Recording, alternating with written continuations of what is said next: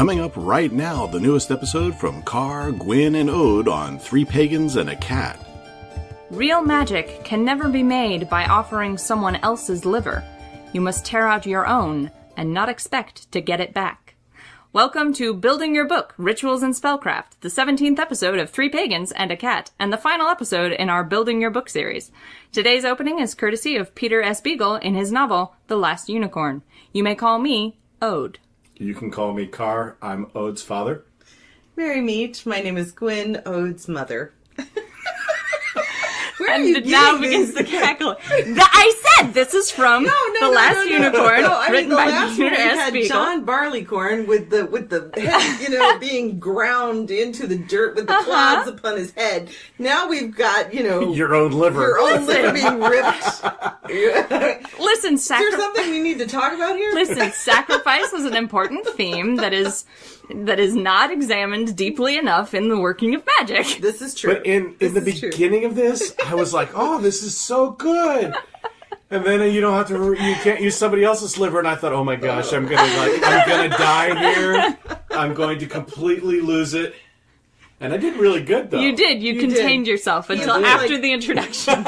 he looked like, and if he laughed, I was going to lose it. I could see him out of the corner of my eye, like restraining himself. Yes. With great effort. Oh, okay. It was a very interesting quote, though. Yes. It's a good one, I think. Hey, how about telling everybody who our patrons are? Because it's the beginning of the month. Yep. I think that's a good idea. This is the first episode we have in August. So yep. we get to read all of our patrons. Yep. So we have 5 kittens. They go unnamed because that's what happens when you're at the kitten tier. We still love you. We just don't say your name. We love you, kittens. So here are our cats. Aaron Moe, Kay Kremer, and Kay Satt. Our hunters are Charles Howison, Kiera T. Gardner, Stevie Thompson, Tally Kazoil Thomason, and Vex Arcana. And our jaguar is Justin Stanage. Thank you, Justin, for having that just because. Just so I can say Jaguar. Which I think we've talked about on the podcast before, is because those commercials that were really popular. All over the place when I was a child. Yep. So jaguar is how I say that word, and always shall say that word because it's way better. That's right. I endorse this. Mm-hmm. So today's episode is the last of our Building Your Book series. I know, it's hard to believe. Isn't that exciting? I feel like it's really hard to believe that we've gotten to the end of it. I know. And I'm also like, thank the gods we're at the end of it. It feels like it feels like on the one hand, like we've been doing this for like a week and a half, and on the other hand, like we've been doing this our entire lives. And I think we've gotten some good information out there, but I'm sure our listeners are like, finally, my God. Move on to something else. Jeezy, crazy. Well, at least we haven't done them back to back to back. That's true. At least we've had stuff in between. Holidays. And I think part of it, too, for us is we've now taught this twice as well. Right. In like this speed version of it, because the first time it was an hour and a half class. The second time it was a 1 hour class. And it was combining multiple episodes into one class. And, man, it was fun, though. It'll be nice to finally get to teach this content or talk about this content in a more expanded context. Yeah. Like to have a whole hour to talk about this content. With you guys on the podcast. Instead of 15 minutes Instead of trying to like skim through it in 15 minutes. Yeah. So this will be nice to be able to expand on this stuff a little more. Because this episode is really interesting. Rituals and Spellcraft, it's a really interesting topic. So too. Yeah, absolutely. And it's just so hard to cover in that kind of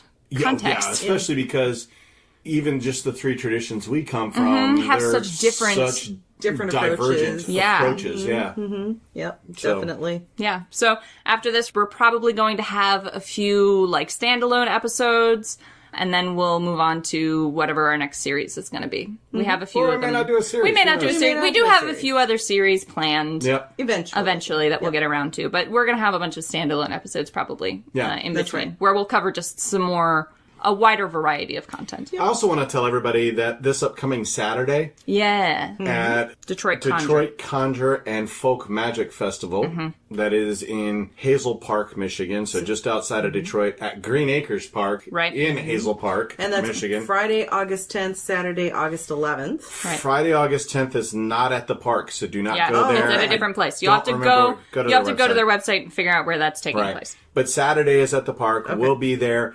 But we're broadcasting live. Right. That'll We be don't- super interesting. Yeah, we don't know what time exactly we'll be doing that. I don't think yet.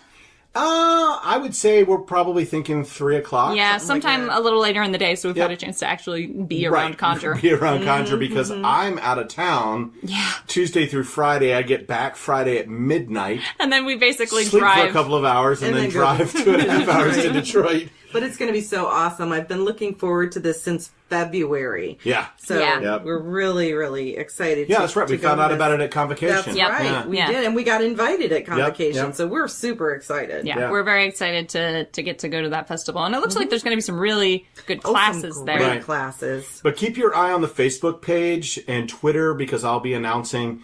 I may go on a couple of extra times, like just by myself and kind of tell people what's going on because, I don't really go to classes. Right. That's who I True. am.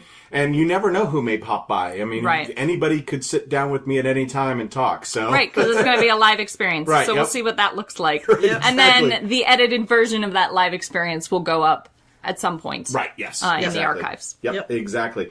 And we're also going to start doing mini-sodes. Yeah, we talked about this. We've floated this idea amongst ourselves a couple of times because there are some topics that not the whole family isn't interested in studying and talking about necessarily. Right. So I obviously really like talking about rocks and I'm interested in things about the runes and in Norse mythology, and so those are things that I might want to talk about, but that the rest of the family might not be super interested in having a whole podcast on.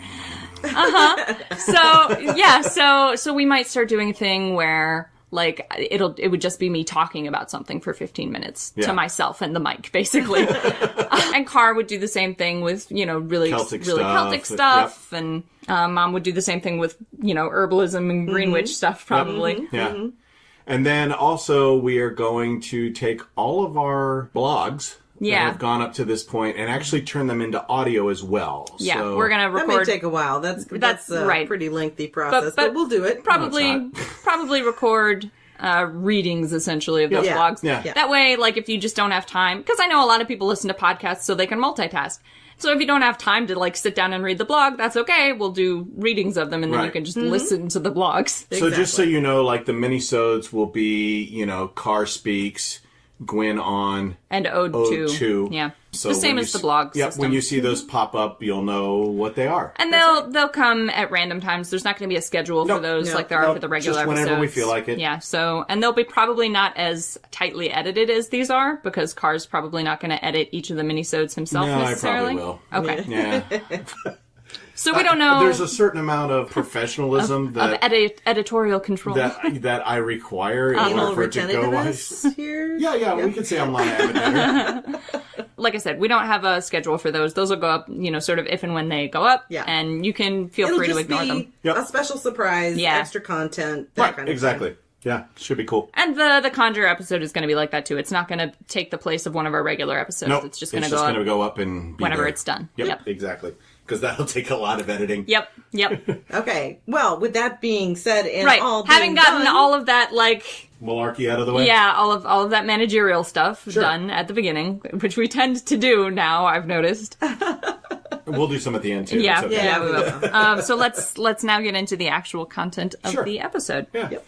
There are sort of two ways to really talk about this subject. There's the practical side, the practical considerations of the things you need to physically put together to do a ritual or a Right. spell. And then there's the more, I guess, esoteric side of what constitutes a ritual or a spell. What's the purpose of a ritual or a spell? Sure. Where do we want to start with this? Do we want to Start with esoteric. Okay, we'll start with the vague stuff Right. and work our way to practical. Exactly. Exactly. There are kind of a lot of schools of thought about how magic works. Mm-hmm. And there are different kinds of magic and different kinds of ritual for different purposes. I tend to break them down into magic as work, which is something that I can do, and magic as prayer, which is something that I ask for help with. Okay. That doesn't mean that magic that involves prayer doesn't require work. It just means that it's something with like a bigger load than I can take on myself. Okay. And at that point, I include prayer in the process and, ask my gods, sometimes beg my gods to like lend me some help on this one. Sure. I can't do it myself. Right. Such as you did for me right before my surgery for the cancer. Right. Yeah, right before Gwyn went into surgery, I put together a ritual that was magic, and I was doing magic to bind the cancer and remove it from her body. But cancer is such a big subject that I wasn't confident in my ability to handle that on my own as a magic worker. I needed some, I guess, reassurance or comfort from my gods. Right. So I called on them. Specifically, I called on healing gods in my tradition, the gods who are concerned with that sort of thing, and asked them to make an exchange with me. I made offerings. I offered them service and devotion in exchange for the gifts that I wanted to be given to my mother while she was undergoing this surgery. Mm-hmm. And I made that part of the magic. I made that part of the ritual. Right. So that they could do some of the heavy lifting, as it were. See, I don't know that at this point, non-magic worker, either esoterically or practically. Right. I think the practical seems more in line with where I'll end up. Mm-hmm.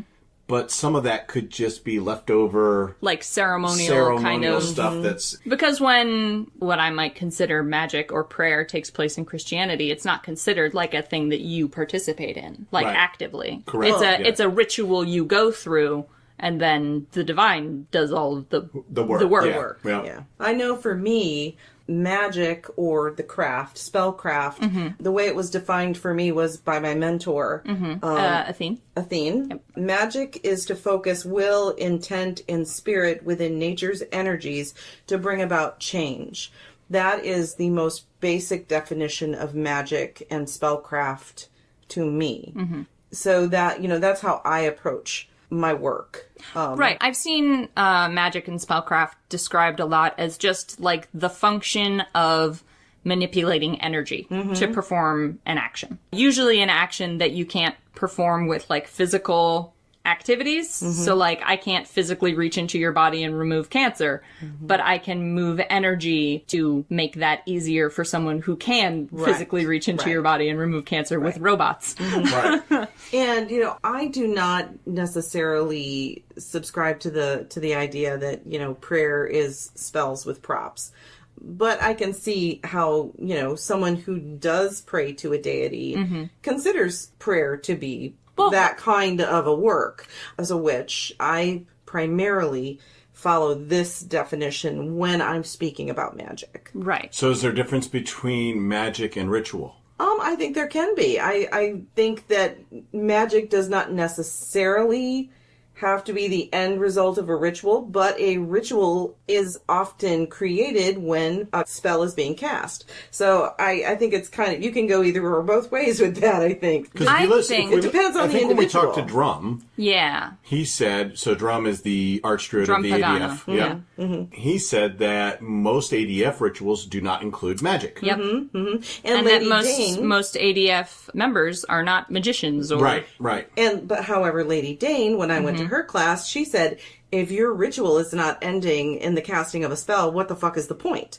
So, I think it depends, honestly, on the tradition and the practitioners. I think they're talking about two different kinds of rituals. Yeah. Or two different kinds of rituals. Two different kinds of rituals. Yes, I would agree with that. I think what the ADF is talking about, what Drum is talking about, is similar to the kind of ritual you have in, like, Christianity, where it's walking through sort of the steps to engage with the divine without an expectation of a response necessarily. Whereas the kind of ritual that Lady Dame is talking about is an action deliberately designed to create an energetic response. Yeah, I think that's true. And I talked about it in our episode covering convocation. I participated in a ritual.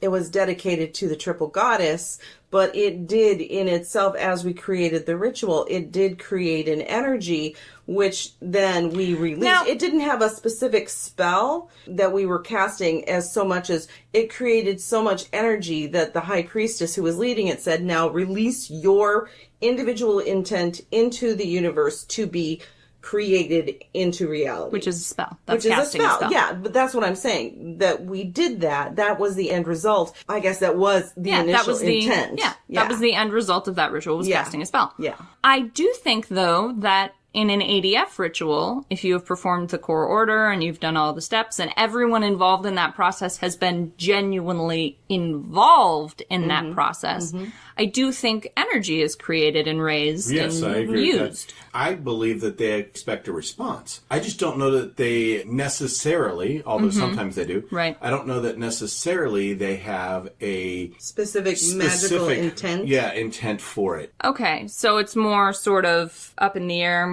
so it's less magic and more prayer in that sense. You're waiting for the divine. You're waiting for a god or a spirit to get back to you. It's a religious practice. It's a religious experience with the divine. Right. I think is what the ultimate intent of that kind of a ritual would be, is to connect with the divine. Right. I mean, part of every ADF ritual is workings. So that can be a Is that magical part of the thing. core order? Yes, it's part of the core order. And it can be a magical working, or it could be taking an oath, or it could be... I would argue that taking an oath is a magical working. Okay.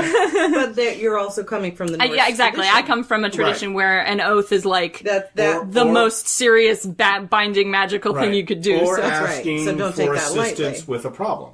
asking. Oh, so prayer. Right. So Right. so Yeah. Yep. In essence, what the ADF is doing through the core ritual is a very elaborate form of prayer. maybe. Depending on, Yeah, I guess that's the working. So I guess this varies, from ritual to ritual. Right. And again, I think it comes down to tradition, who Who your druids are. who your druids are, who your sorcerer, your witch, your whoever, your pagan, Right. what the intent of their Sifkona. what it is that you're doing, the purpose of whatever kind of work you're doing. Right. It really comes down to the individual. Okay. Yeah. Those are the questions I had. That was an interesting piece of discussion that I don't think we've had before No. Yeah. about what specifically that difference is. Right. Yeah, that is interesting. Yeah, because I think I see them as two entirely different things. You see magic and ritual As two entirely different things. Now, sometimes magic can be included in ritual, but ritual doesn't always have to have magic in it. And Right. I would agree with that personally. I think we're looking sort of at a And I squares and think you can rectangles. do. I think you can situation. also do magic without ritual. Right. Yeah, and I think a lot of people, here's something, I think a lot of people do magic without ever thinking about it. Absolutely. Yeah. I think people who wouldn't consider themselves witches or magical people at Right. all, perform magic in their day-to-day lives just by wishing for things the right way. Right. Yeah. And when it comes true, congratulations, you did magic and it worked. Or what would be considered, an old wives' tale or a tradition passed down through a family, not necessarily considered to be a magical working, but ultimately it becomes one. Right. And then just little things like, Like throwing salt over your shoulder. right, or well, and Things like that. and little things like your grandfather taught you and you taught me that flat cola is good for an upset stomach. Now your grandfather was a doctor. This is not, as far as I have been able to determine, a medical piece of advice, even though he was a doctor. This is just something that we've passed down the family, and it seems to work. I don't know if that's purely psychological, but it works for us. Right. It works just as good as ginger does. It probably worked way better than when there was cocaine. When there was Coke. cocaine and coke, Yeah. yes. Yeah. But it still works for me. Right. Right. Yeah, it is still a viable option, Yeah. So and maybe that's a form of magic. a placebo, but placebos are in a way their own kind of magic because you're tricking your brain into tricking your body into fixing itself. Right. Yep. That's true. Yeah. What is that if that's not magic? True. So do we want to go through this ritual creation thing that I found? Yeah, let's At least do that. some of it, because that's how It's many very pages? extensive. Well, yeah. it's 7 pages long, but there are some parts of there- it that I really, really like and that I want to talk about. Right, and I think the main port, we don't have to read each Every little component, thing, yeah. but I think these are all things that I've read through the whole thing multiple times Yeah, now. same. And I think that there's a lot in this that makes a ton of sense to me.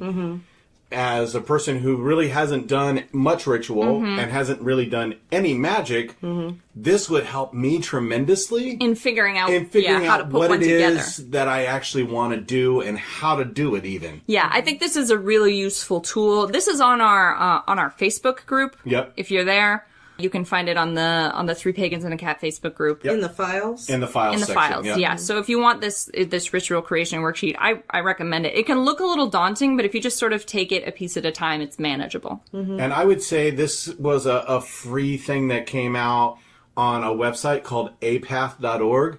I would not take anything else from that website. Just this. I've looked through the entire website. It's basically as close to satire as you can get. But this made a ton of sense, so This that's is why useful. I grabbed it. Yep. And I also want to just add in there, just as a little disclaimer, you do not have to follow a particular set of rules or put together a ritual to create spellcraft. It's, if it's Unless not your tradition requires that. Unless your Like, tradition requires the but if it's- ADF requires Yes. that you followed like the core order to have an ADF ritual. I get that. But what I'm saying is, like, you don't have, if this doesn't feel right to you, Right.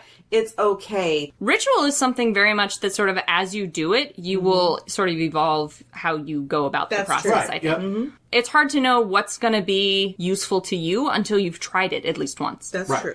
I think a lot of people are going to like do a ritual, pick out the parts that worked, bring those with them to the next one, and plug in different pieces. And I think Well, this go ahead worksheet is very useful for figuring out what pieces you could plug in at what points. Right. Yeah. So the first part is, what's the goal of the ritual?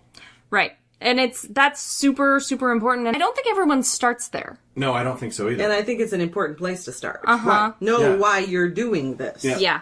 What's the point? And we're going to come back to why a lot during this worksheet. Yeah. Yeah. Intention is incredibly important in any kind of a working, whether it's got a spell that you're casting at the end of it, or you're crafting a ritual that is Purely religious. Purely or- religious. yeah. Right. Intent is important. Yeah. So the next one is, what's the theme of the ritual, which I don't think matters as much. I think it matters in a different way. Okay. So, like, if the goal of this ritual is to accomplish... Health. Okay, We'll do yeah. it. So if the goal of this ritual is to bolster someone's health, Yep.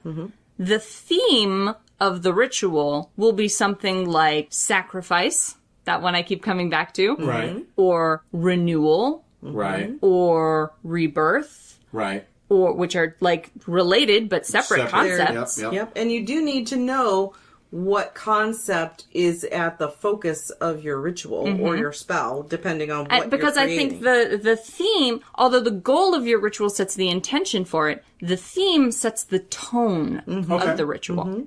Absolutely. That would be my argument. Right. Like, for instance, we know that Pat of Arts and Craft did tonight perform a ritual for the children that have been separated from their parents. Right.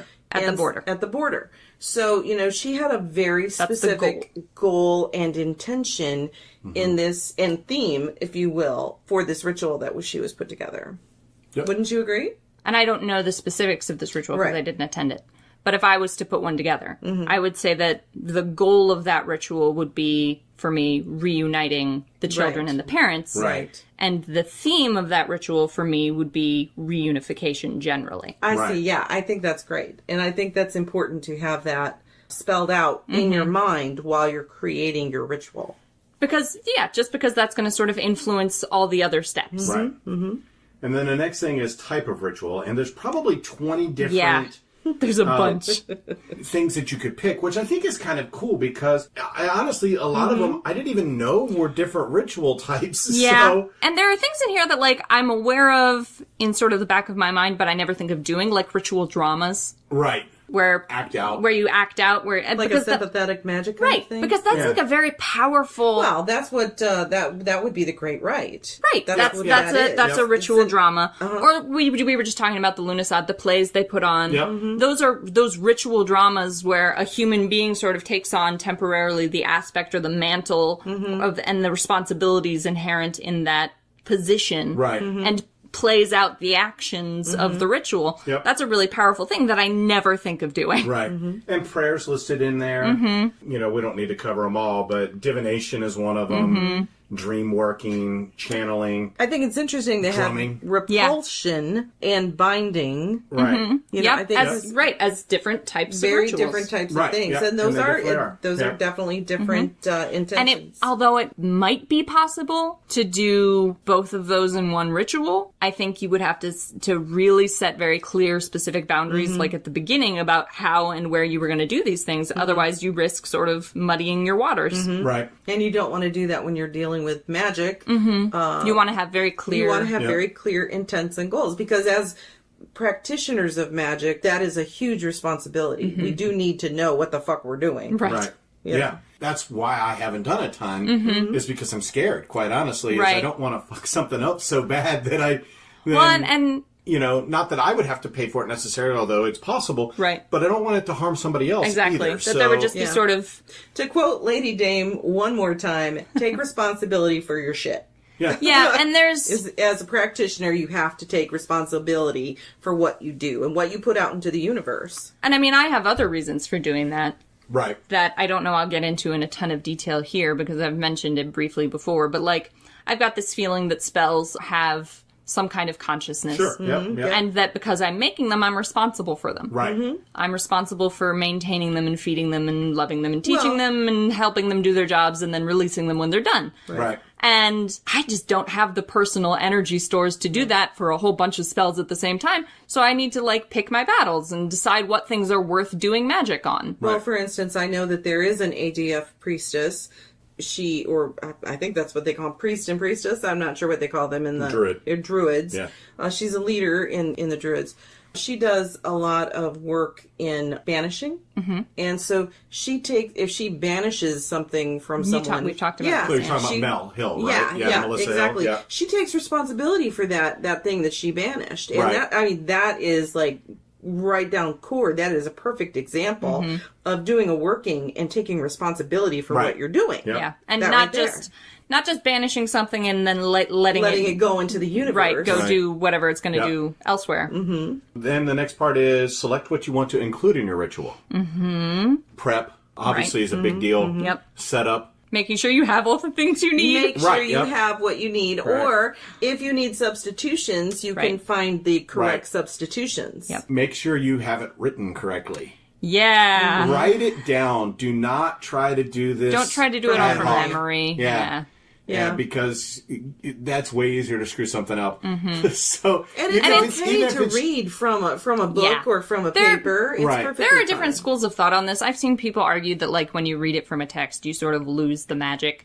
And I don't think that's true. If you've written it. The argument I've seen is that when the ritual leader is reading off of a sheet, even if it's something that they've written, if they pause and read off a sheet, it breaks the immersion for the rest of the people attending the ritual, right? That's the argument I've seen. Okay. I can kind of see the point. Right, I can see where you're coming from with that. But I think if everyone is fully engaged, including the ritual leader, you should be able to maintain that energy while someone reads off a piece of paper. Right. And here, I think, is where intention is very important. And for whoever has created or is leading the ritual to make sure everyone understands what the intention of the ritual is for, so that they can maintain that. And some of this may be about performance. Some people are not good performers. That's true. They're not good at reading off of a sheet. This is one of those things you learn in high school when they make you read in front of the class. Yeah. When they make you pick when they make you pick a part in Romeo and Juliet, and everyone around the class has to read. Yep. What we learn is that some people are not good at that, and some people are better. And that's why you put the right people Exactly. in the right That's why you places. choose the right person for this role. If there is something that needs to be read off of a sheet at some point during the proceedings, Give make it to sure, the person. give it to the person, even if that person is not the ritual leader. Even if that person isn't the one who wrote the ritual. Give it to the person who can deliver it in a way that will still be compelling to the rest of the people in the ritual. And if it's a solitary ritual, it's not a big deal. It doesn't matter, It doesn't matter. You can read the entire thing if you want. Yep. Absolutely. And some of this is just about your engagement. When I did the ritual with Gwyn about her cancer, I had the whole thing written down. It was a lot because there were a bunch of prayers and hails that I needed to do. It was all written down in my book, and I read through it. And we all got verklempt. Everyone got verklempt during the process because even though I was reading it out of my book, the energy was there. And it was incredibly moving. Right. Yeah. There was action happening. Mm-hmm, absolutely. Reading it off of the sheet didn't slow me down. Yep. Exactly. So I think that's the only point, is that, and sometimes I think there's almost like a prestige thing that happens where like you want to be the one reading the thing. You want to be the one doing the speaking in the ritual because you created the ritual. You're the ritual leader. You should be able to read the thing. But if that's just not your skill set, it doesn't make you not the ritual leader. It just means that you delegated correctly. Exactly. Right. Exactly. Yep. So write it down and don't be afraid to read it. And I think one of the, some of the other things you need to make sure you include is things like Gwyn's Garden Gems. Are we there already? Oh my goodness. Okay, so we're talking today about African violets. I love African violets. For one thing, they're an easy plant to take care of. At least I found them easy to take care of. Not everybody finds them easy to take care of. That's true. There's a lot actually that a African violet can bring to your magical workings. You mean it's not just pretty? Just decorative? No, it's not just Although it decorative. is. It's a very pretty plant. It is, yeah. It is a very pretty plant, but for instance, I have mine on my altar because it is an excellent partner in protection of your home. Okay. So that's why I have this beautiful little African violet. That currently has like 13 blooms on it. It has 13 blooms on it. I will take little snippets and, I will dry them and I have them in my apothecary because you can make them into amulets, the blossoms. Okay. You can make into amulets and you can use them for protection. They're great in love spells. Lust spells, if you want to get down and dirty. You can't see this microphone, but she's doing a little shimmy shake. And luck, if, for instance, let's say you're going into a job interview or for a court case and you need you want that little bit of extra luck, you can use African violet, one of the blossoms, to give you a little boost of luck. You can create an amulet with this. It also give me a little boost of confidence, frankly. Yeah. Which is probably more useful than luck.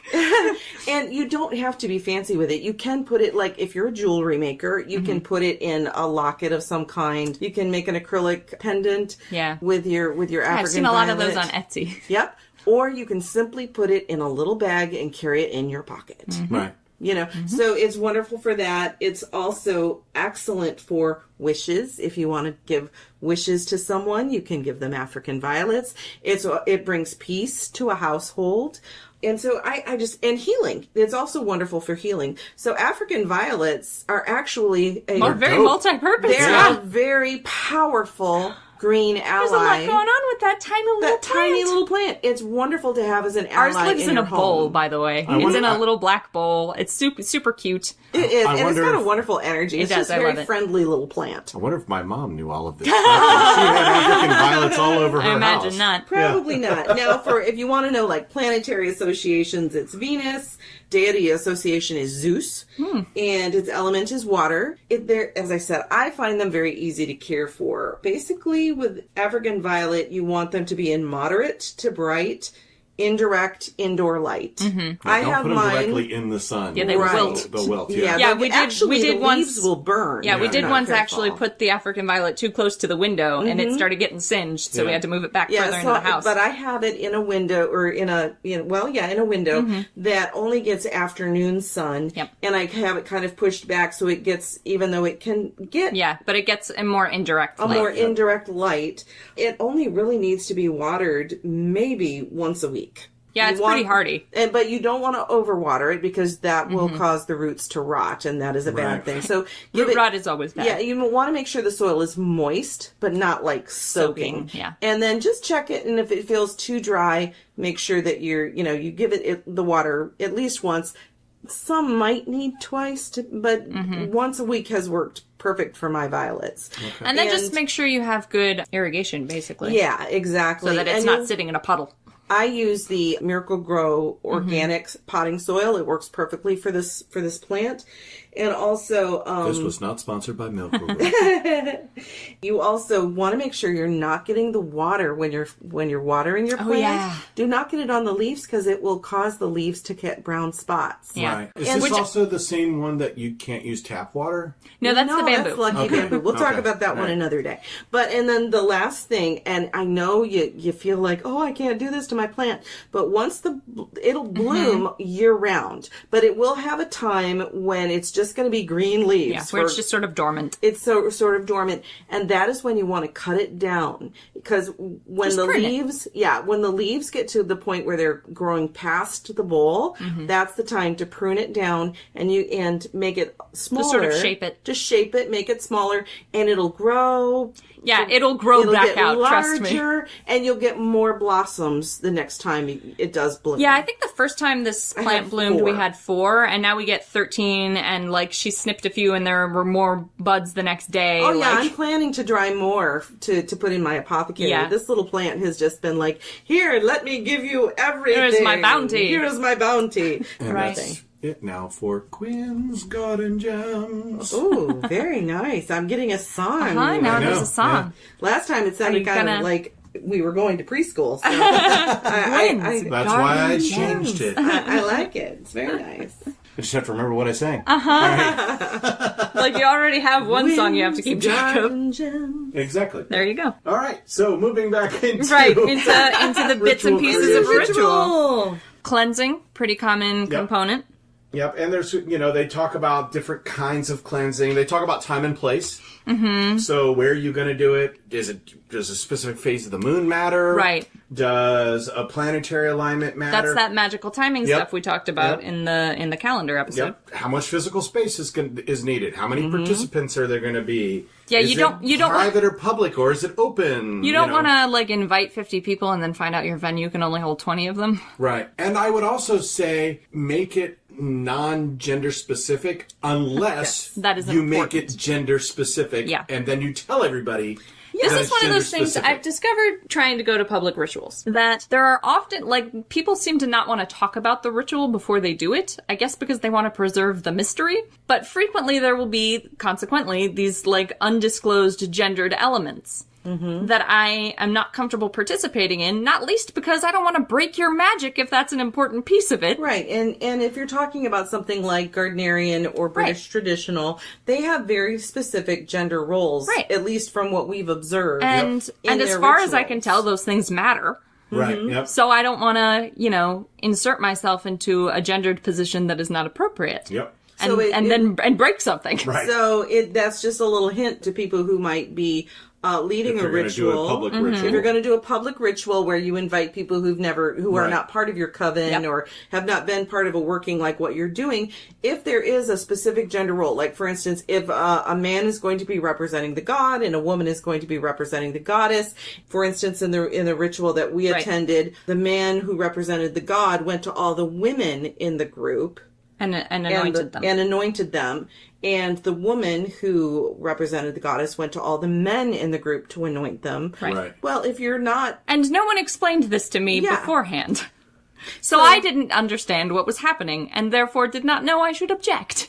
Right. So- to either of them. Right. So yeah. Exactly. So I both received of them. I received a specific anointing for a specific gender, which is not Your gender. my gender. Right. It's not relevant to And if me. you had someone there who is actually, a trans person... Right, who could have been misgendered who was accidentally. misgendered accidentally, then, That could have been very upsetting. It Right. could. It Yep. could have been. You know, So I I'm think- pretty lackadaisical. My concern is mostly not breaking your magic. Mm-hmm. But for someone who has a more intense trans experience than I do, for whom misgendering is more upsetting than it is to me, Yep. that could not only break your ritual, but it could hurt someone. Right. Exactly. Yeah. So I think we've gotten to a place in society and within paganism where these things do now need to be taken into Yep. consideration. Exactly. And so these kind of announcements need to be made before And the ritual begins. And I know you feel Right. like it will feel like it should just be automatically known, but just accept that you're going to have newbies who don't know You're what's gonna have happening. newbies Right. who don't have any idea because a lot of witches out there are solitary practitioners or pagans. Or just from different paths, or you just know? from I'm- different paths. I'd never been to a ritual from this tradition before, so I didn't know what to expect. Right. But the other thing is that I know some people feel like explaining the ritual takes some of the magic out of it. But if it didn't take the magic out of it for you to create it, then it shouldn't take the magic out of it for the participants to know what's coming. Right. I think those are all really good points. Yeah. And then we talked a little bit about cleansing, and that can be multiple different ways. Cleansing yourself, cleansing the other ritual participants, cleansing the area. Yep. And there's multiple ways to do all of those. Yep, you can know, use from- sage to smoke up Yep. and down a person while You they're can- entering the space. A ritual bath is pretty common for so like the ritual Solitaries. leaders, Yep. and for Or solitary leader, yep. people. But if you want to spread that sort of ritual cleansing, like if a water cleansing is important to you and it's difficult to just ask all your participants to take a ritual bath beforehand, Right. you could consider asperging, which is, you take the cleansed water and a branch and you sprinkle people Right. with the branch. If that's the sort of thing that, because sometimes I think people think, well, we'll just skip that because it's hard. But like there are Right. ways to adapt Right. these There things. are ways Yep. to do it without offending people Or requiring them to do something really inconvenient for them. exactly. Yeah. And then there's cast a circle or call the outsiders or Define some your kind of ritual protection. space. Yeah. Yeah. Yeah, some kind of protection to define that space Mm-hmm. and to either keep out who you don't want in, Right. or let them in. Right. You know, Right. And You know, to invite people. to invite Yeah. people in. There's a part of this ritual worksheet that I find really compelling. At each of these points, when it says, cleanse the ritual area, cast your magic circle, it asks why. Yep. Why are you doing this step? Yeah. And if you can't answer that question with more than just because, don't do do that it. step Right, exactly. until you have a real answer. Yep. Do some research. And then if you know the why, Exactly. it's the how. The how. Yeah. But don't do it just because. Right. Because that's how you've seen it done before. Or, know why you're doing this thing. Right. If you don't know why, it means nothing to you, so it doesn't have any purpose. Right. Exactly. It's like we went to a class that was taught by Paul of Arts and Craft. And he brought up that very point. He said that, a lot of Wiccans, witches, pagans today, they don't... We've sort of inherited these traditions from the Hermetic Order of the Golden Dawn. Exactly. And he said, we don't know why we do these things. We Right. just do them, but there's no meaning behind the action. If you're just doing it out of habit, and not because it means something to you, it has no place in your ritual. Exactly. Why are you casting that circle? Why are you calling the quarters? Yeah. These are important things to know. Yep. Yep. And you should know why it was done originally, Yep. and then you should know why you're doing it, if Right. those are different answers. Exactly. And it's okay if those answers have changed. Have changed Yeah. over time, but just know why you're doing it. And then invite, invoke, summon, or call. Any of those words mean And all that the again same thing. goes to like calling the quarters.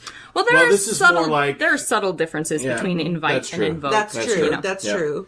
But this is more like, the elements, the ancestors, the spirits, the gods you're working with. working with, Yeah. that kind of thing. So I think calling quarters in that would probably be more up in the protection area, but I could be completely wrong. Well, I believe calling the quarters is part of invoking. It's calling in the elemental Right. spirits. Asking them Okay. to... Asking them to... And 'cause So some- I am 'cause- completely wrong. Well, and but I'm okay with some that. some people do invoke them for protection. Right. And some people invoke them as participants in the ritual. Right. And some people do them for both. I Right. invoke the elements as participants when I do a ritual. Right. And then again, For again it assistance. asks you, why are you calling these people? And I invite them. What are in you asking them to do? Yeah. to request assistance in my working if it's something that I feel is beyond what I can do. Like you said, for your ritual, the healing. Yeah, I needed someone else to help me with the heavy lifting on that one. Exactly, exactly. So that would be a reason why I would call in the elemental spirits. Yep. Energy to be used is the next one. Right? And it's got some interesting options. Yeah. So it's got your personal energy, which is just sort of whatever you've got immediate control of. It's got divine energy, which is what you sort of, if you invite or invoke Yep. one of your gods and you ask them to participate. Elemental energy, ancestor energy, which is the same sort of, you invited these people in, you're asking them to participate, their energy's mixed up in it. Right. Yeah, And then you and get know into why. things, yeah, exactly, and know why you asked them and Yep.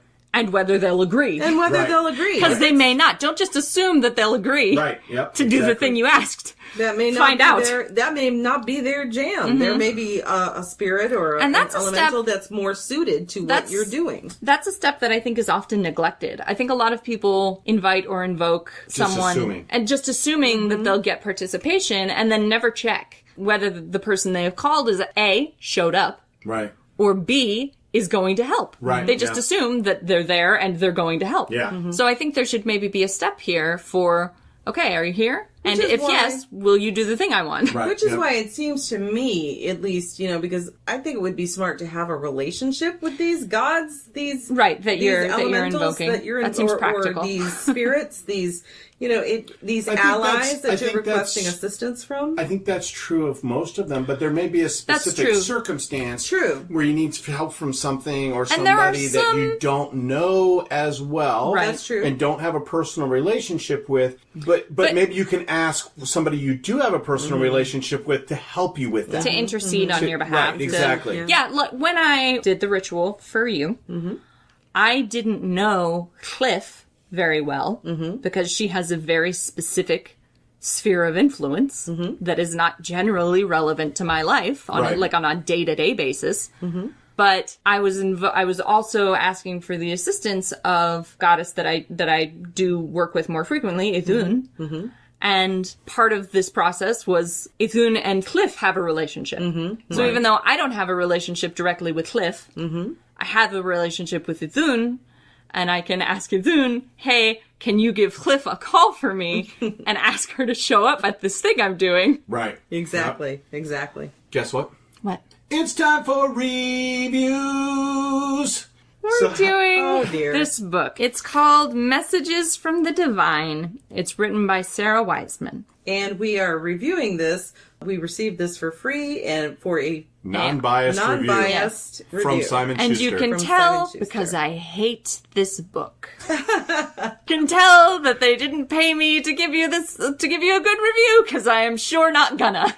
Yeah, this is one of those books where when we all went through it, we made the determination that while it may be interesting to some in the pagan community, and it's like a very few some, it it's would really probably be more interesting to a New Christian who's like, maybe a you know, maybe Christo-pagan. I'm not kind of fitting into Right, like the yeah. so A Christo-pagan might Christo-pagan, consider it. yeah. Here's the Christian thing. witch. This is not a Christian book. No, No. it's not. This It's is a New Age book. This book, the premise of okay, so we'll start at the beginning. Let's start over. The premise of this book is about connecting with universal oneness, which is a word that's used a lot, and living in the now.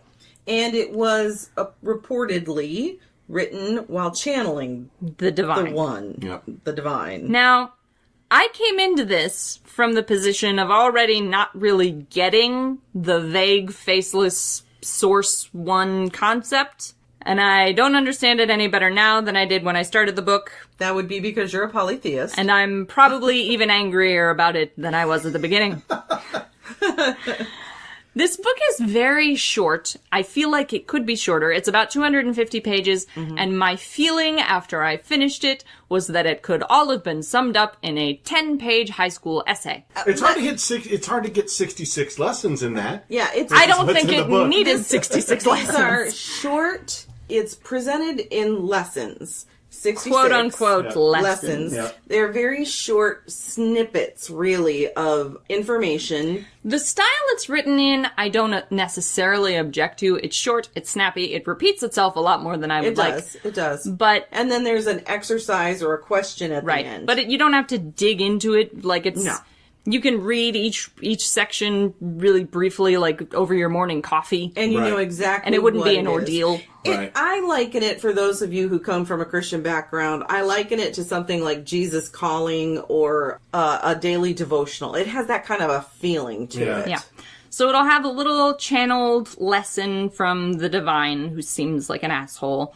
And then it'll be followed up by a couple of questions about the lesson, where you're supposed to sort of think about your life.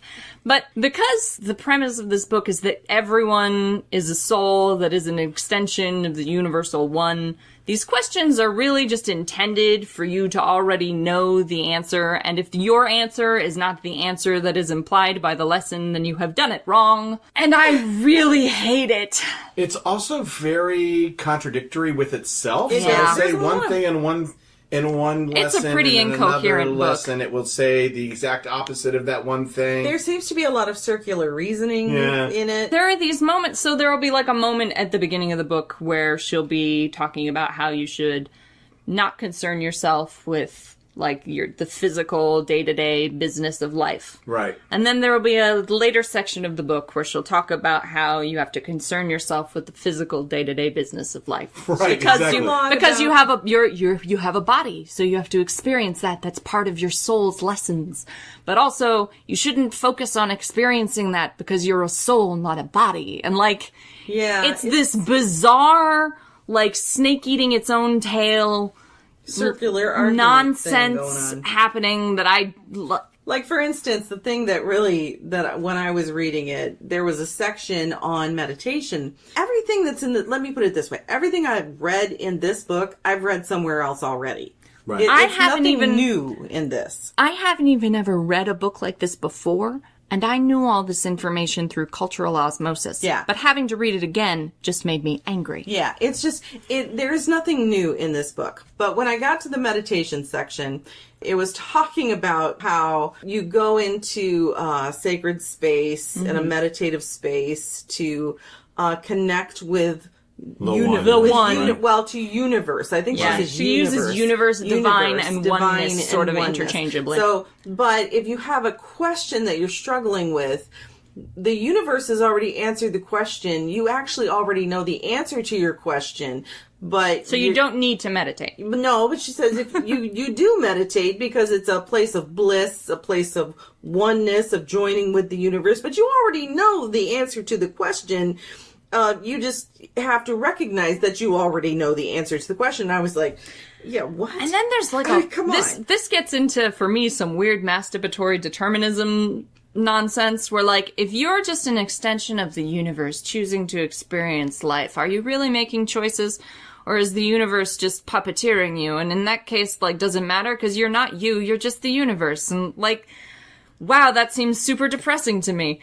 But also, there's this stupid, infuriating victim-blaming thing that kind of crops up a lot in this philosophy, I have noticed, and I found it again here in this book. You choose the lessons that you're going to have in life, and that premise includes whatever circumstances you find yourself in. The premise is, and this is mentioned at the very beginning of the book and returned to repeatedly in various circumstances, but the premise is that when you are born, your soul decides all of the things that will happen to you, and the lessons you will learn from those things, right? That's the idea. Which means that if you are abused, or raped, or lose your children, right, or any trauma you experience is ultimately something you chose, which is some weird psychic victim-blaming shit that I'm not on. Yep. Yeah. I'm not about that life. It's gross. I don't like it. It makes me angry. The only thing I'm going to say is, don't buy this book. Don't. Yeah, TLDR, don't buy this book. Yeah. Just don't. We do not. Three Pagans and a Cat does not recommend this book. And with that said, that's it for the reviews.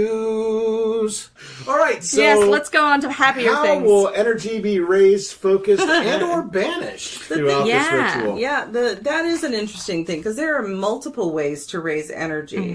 Some of them are very relaxed, like laid back. A lot of meditation is a pretty common way. And then you got the much more like active Dancing. Yep, dancing is a pretty common one, because it's not as loud and scary to the neighbors as screaming. But if you've got a lot of space. I got to do my first spiral dance, and that was fun. That was at Convocation, It was at right? Convocation. Yeah. That was a lot of fun. Yep. And it raised so much energy. So much. And I think talking about how you're going to banish the energy, too, is a really interesting subject that I think is often overlooked. Yeah. A lot of people talk about, raising the energy, but not about what to do with it at the end. Afterwards. Yeah, exactly. Yeah.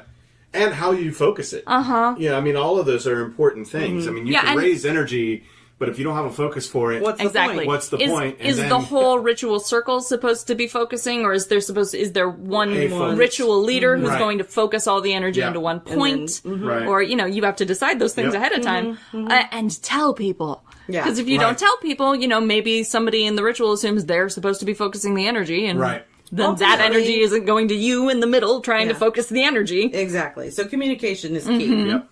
Ritual components and tools. All Yeah. of Yep, those tools yep. of the trade that What we've talked stuff? about. Yeah. What stuff What are you stuff going to bring? use? Bells, And- gongs, incense, candles. And are you going going to charge it before the ritual? Right. Or cleanse it. Uh-huh. Yeah. And I think this comes down to deciding, is this ritual about casting a spell? Is this a spell that you're doing? Or is this something like a ritual that is meant to connect you to your gods? Or Right. it goes again back to what is the intent? That very first question. That very Yep. first question, what is What the are you intention? doing and why? And getting rid of the circle and or protection.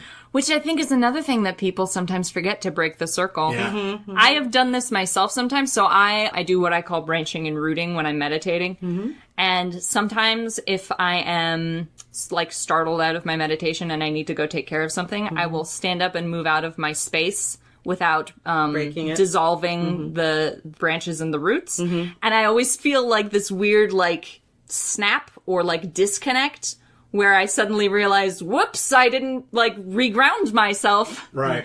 And now I feel a little unsettled in my skin, and then I have to go through a whole grounding process that I could have avoided if I Right. had dissolved Exactly. my And tree properly. The grounding portion is also in the resolution area where, you need to ground your leaders, you need to ground the participants, Yep. you need to get them kind of back on the And plane. that may be something that someone who's not participating in the ritual needs to do. Right. Correct, yeah. Yep. Like if a lot of energy is being, and this is something you need to think about beforehand. If a lot of energy is being raised, especially in like an ecstatic trance or something like that, where people are going to be doing a lot of work on another sort of level of existence, they may need help getting reconnected to physical Right. Yeah. reality. Yeah. So it may be useful to have sort of assistants who are not going to be active in the process, but who are going to be waiting for the end to help people settle Yep. down, to hand out food, to make sure everybody eats something, make sure nobody's like still in space. Right. Yep, exactly. And I do think it's important that obviously not just in coven work or group work, depending on what your tradition is, but also as a solitary, because it is easy to forget as a solitary doing a working that you do need to ground, you do need to break your circle Yep. and release so that you can go back into the mundane Right. after you've been participating in the spiritual. Yep. And you know what a good way to ground is? Odes! Stone! Corner! Yes, there are some stones that are good for grounding. There definitely are. He's so proud of himself right The one now. we're talking about right now is not one of them I know. particularly. But there, it fits. yes, but there are stones that are good and useful and helpful for grounding if that's something you struggle with. Right. Which, and we'll probably talk about some in the future, and I'll point out that Yep. that those are good for grounding, especially if you're solitary and don't have a physical person to help you with it. Exactly. So, but the stone we're going to be talking about today is labradorite. And we're going to talk about it because I just finally got one. After years of looking. years I've been looking for the right piece of labradorite. And I finally found it, and I'm so pleased. At Arts and Craft. That was where I found it, yes. That's right. Our favorite store. They got a lot of labradorite in recently. And I Hartford, found Michigan. the right one. Go visit. Say hi. Years I've been looking for the right one. I know, and Ode's going to help me find a Labrador. I can't say the word. Labradorite. Thank you. Sphere. At some point, yeah. At some point for crystal scrying. Yeah, because labradorite is very good for scrying, which we're going to get into here. So, labradorite is a feldspar mineral. It has mostly a white to a dark gray sort of base color, but the primary feature of labradorite is what's called labradorescence, which is an iridescent optical effect caused by light reflecting on internal fractures in the mineral. They create planes that go mostly in one direction. Very, very rarely will you see the planes on multiple axes. But when you do, that's a very rare piece of labradorite, and you should Right. jump on it. Yep. It's a fascinating stone to look at. Even the very small pieces, but especially the larger, like, specimens, are beautiful. There are multiple kinds of labradorite that are given sort of elaborate names for sales purposes. right. Most labradorite comes in sort of a blue, gray, green spectrum. There are a few pieces of labradorite that come in a wider range, and they're sometimes called spectrolite. Technically, they should not be. Technically speaking, spectrolite only comes from a particular mine in Finland. It is on a black feldspar base, and it has a very strong full spectrum labradorescence. Gotcha. other pieces of labradorite that are on the white to dark gray scale that do not come from Finland, that have the wider range of Spectrum, labradorescence. Yeah. Those are technically still just labradorite specimens. Gotcha. So this causes some confusion sometimes. It's technically Spectralite is a brand. Okay. So it's like the Xerox problem. Gotcha. Or Kleenex. Yeah. Mm-hmm. Gotcha. But if you see a piece of labradorite that has a really black base and a very strong labradorescence, and it comes from Finland, that is probably actually Spectralite, and it's very, very... It's rarer than other pieces of labradorite, Okay. so you should also jump on that if you can find it.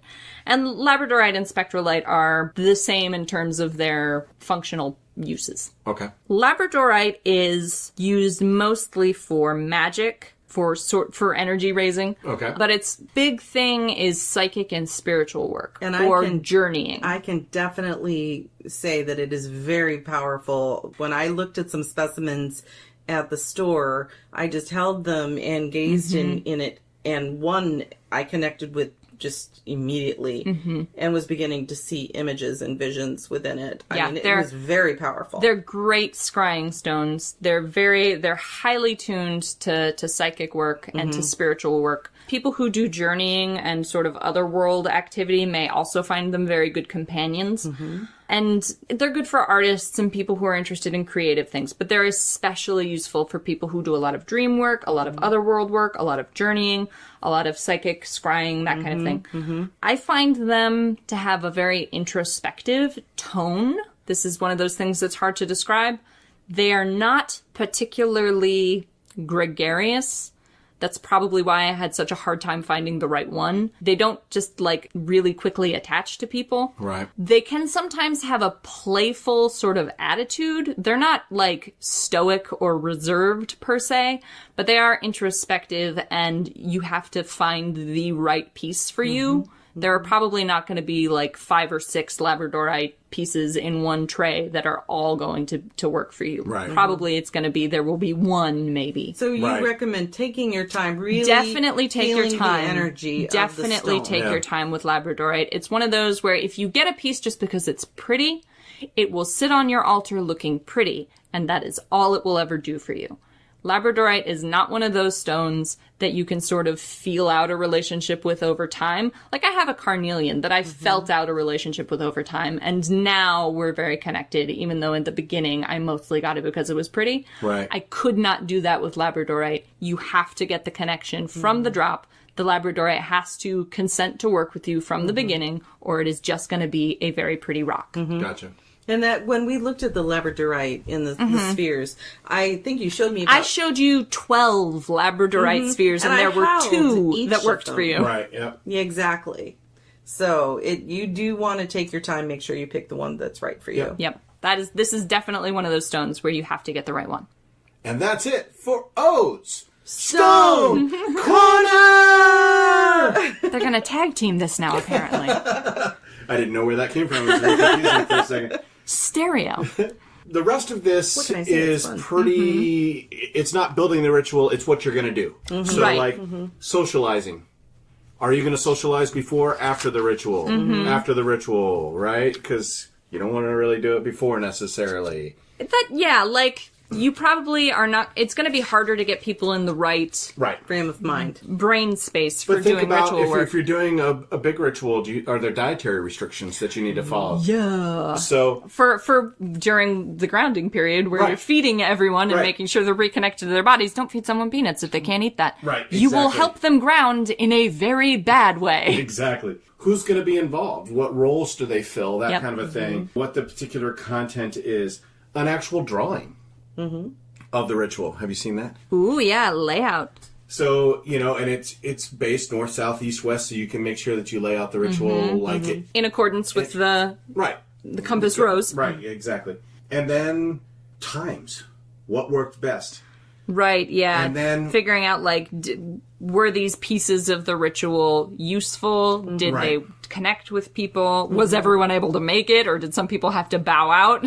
Right, and this is a way for you to refine what you're doing for future rituals. Because, like we talked about, your rituals will probably evolve. Right, exactly. And, I mean, that's basically what this whole section is. If this is not a specific magical working, if this is like a holiday ritual, right, or that you want to be able to recreate. Something you want to be able to recreate. It's good to know what worked, what didn't work, so that each time you do this same ritual, it's even better. Which, by the way, is why we're talking about this kind of content in building your book. Because, especially for rituals that you're going to be performing regularly, you want to write down each time you do the ritual, everything that changes from ritual to ritual. So that you can, first of all, compare notes to the last time and see if you've improved from then. But just so that you can have like a reference point for when you're building it for next year. Yeah, like for me, I don't have this huge long list of things that Car and Ode have. But I do have in my grimoire a page of basic ritual construction. I have basic constructing of a spell. All the sort of pieces parts that I use to do both of these workings. Right. And then when I do a specific ritual or a spell, I record it. Right. You know, and that way, and also if there's some kind of, if I want to include a place where I can put the result that I'm expecting and when it occurs.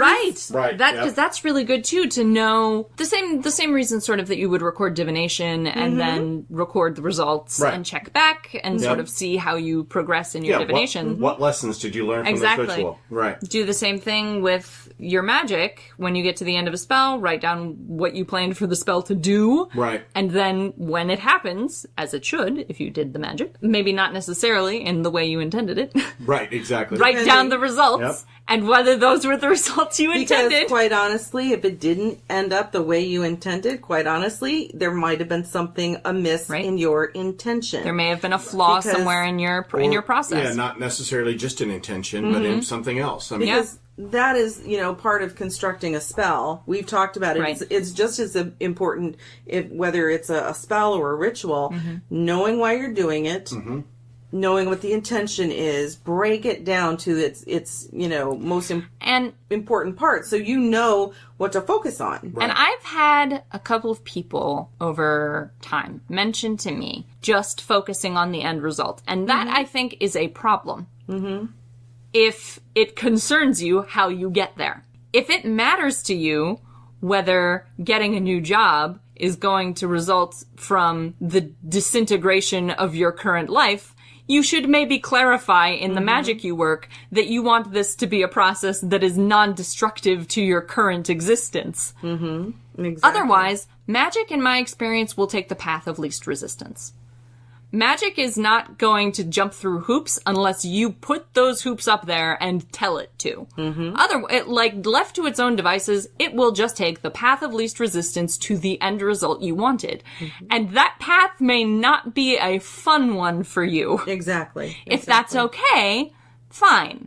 But if you are concerned about that, if there are specific things you don't want to happen on the way to your end goal, make that part of the magic. That's why it's important to think about all these things. And you can think about all these things while you're preparing your tools. Right. While you're preparing your ingredients, while you're setting up your ritual space. This is an important piece that I think not everyone completely... I don't want to say that not everyone completely understands it, but maybe that not everyone thinks about it all the time, is that your intention should not be something that you sort of set and forget at the beginning of a ritual. It should be throughout. It should be part of your process. It should be the foremost thing in your thoughts through the whole thing. For instance, when I'm doing a candle spell, I take that candle. While I'm choosing the color, I'm focusing on my intent.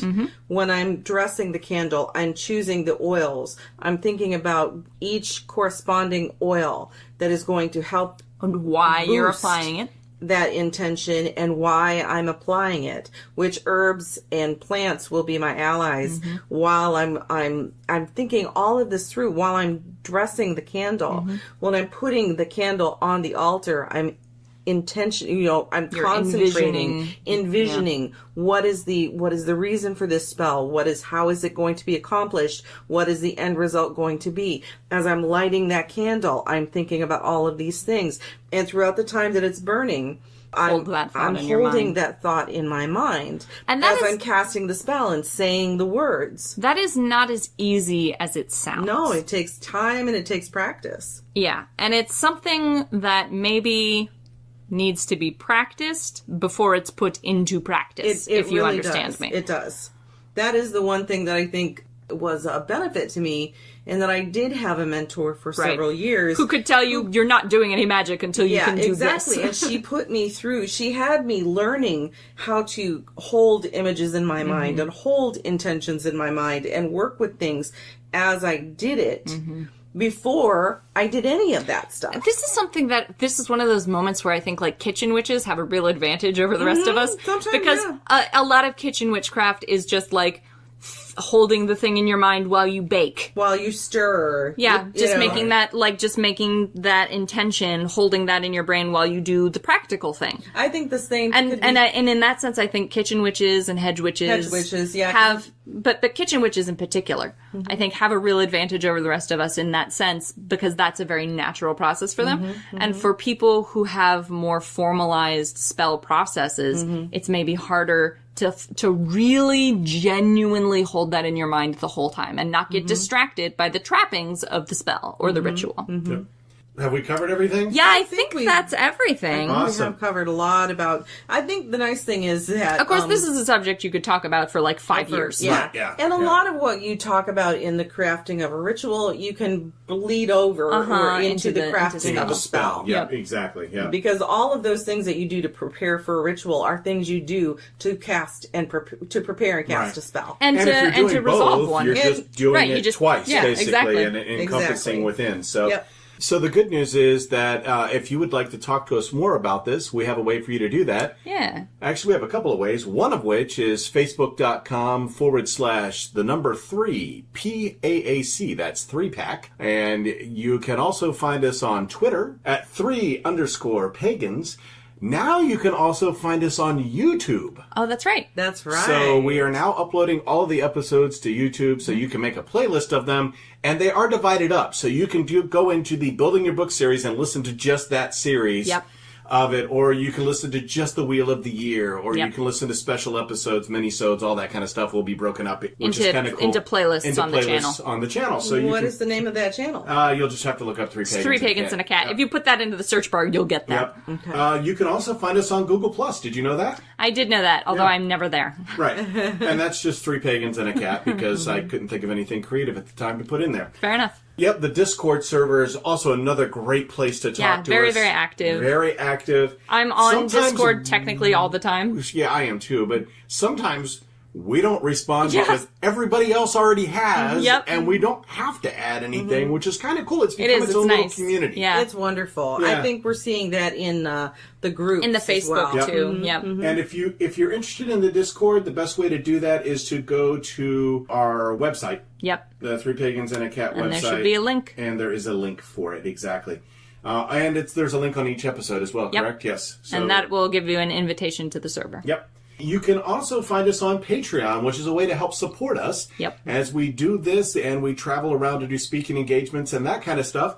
So you can join us. You heard if you were listening earlier in the episode and not, zoning out at Skipping that it point. out, yeah. You heard that, we announced that everybody who is a cat. or above at the first of the month. And if you add during the month, we announce your name then as well. We have a lot of fun perks. Yeah, lots Yeah. of fun perks in there. So, we currently don't have any, I think, leopards. No, we don't. Right? So no leopards, and for that you get, actually we're not doing leopards. Tigers? It's like, whoa, we're not doing that one. But tigers, you get your business listed in an episode. Yeah. Both online, and you get a 60-second live read on the podcast by me. So you get a professional read. by somebody who's been in broadcast journalism. That's And exactly he right. has. Where else can they find us? I don't know. I think that's it. I think that's it. all of it. I think that's everywhere we are. It's a pretty extensive list. I don't know why you're saying that like we're impossible to find. I know. It's like all you have to do, honestly, is Google. Google Three Yeah, Pagans Three Pagans and a Cat. It's Yeah, we pretty do. much all us. You'll Yeah. find us. Yep. So we are speaking, or no, we're not speaking. We're doing a live podcast Yep. at Conjure. Detroit Conjure and Folk Magic Festival, which is in Hazel Park, Michigan, next Saturday. That's the 28th. What? No. No. That's the 11th. That's August the 11th? August 11th. What Wow. month are you in? Where have you gone? That's the 11th, Car. Are you like in Okay. October already or I something? don't know. I don't know. Leave me alone. Come back to us, Car. Come back. Join us in the past. Also known as the present. We were somewhere on the 28th of last month, so good. Okay. I don't feel as bad. That was Detroit Pagan He's Pride. traveled back to the He past. has traveled back to the past. Okay, Goodness go. gracious. So, August 11th. August Yeah. 11th, that's correct. It's a Saturday. Yeah, And but we already talked about I that. know, did at so the I was just beginning. giving a Just second little bit of reiteration. background. Yep. And that's pretty much it, I think, right? Yeah, I think so. That's Anything it. else? No, No, Either of you all? I think that covers No? everything. That's it. Yeah. Really? Hey, peace out, Are you yo. sure? We're done? Really? We are done. We're done? Yes, we're Stick done. a fork in it. We're done. We're done. We're done, Car. Are you sure? We're done? Stop it. All right. You've been listening to Three Pagans and a Cat. Find out more information at www.threepagansandacat.com.